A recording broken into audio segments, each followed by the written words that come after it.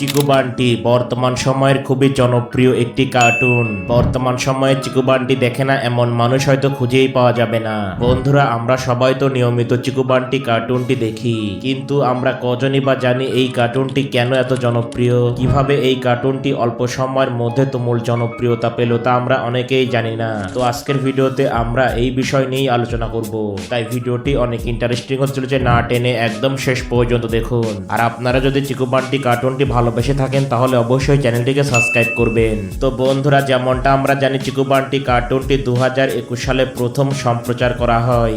আসলে এই কার্টুনটি হচ্ছে ভারতীয় একটি অ্যানিমেটেড কার্টুন। মাত্র 4 বছরে এই কার্টুনটি তুমুল জনপ্রিয়তা পেয়েছে, যার কারণে এই কার্টুনটি এখন বিভিন্ন ভাষাতে সম্প্রচার করা হয়। আসলে চিকু বান্টি কার্টুনে মূলত দুই ভাইয়ের দুষ্টুমি এবং সরলতা দেখানো হয়। এই কার্টুনে দুই ভাইয়ের দুষ্টুমি এবং মজার দৃশ্য সবাইকেই মুগ্ধ করে।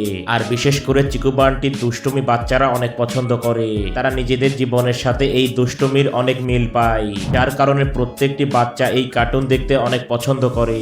আর মূলত এইসব কারণে চিকু বান্টি অল্প দিনেই তুমুল জনপ্রিয়তা পেয়েছে। তো বন্ধুরা, চিকু বান্টি কার্টুনটি আপনাদের কেমন লাগে সেটা অবশ্যই কমেন্টে লিখে জানাবেন। আর এমনই ভিডিও পেতে অবশ্যই আমাদের চ্যানেলটিকে সাবস্ক্রাইব করবেন।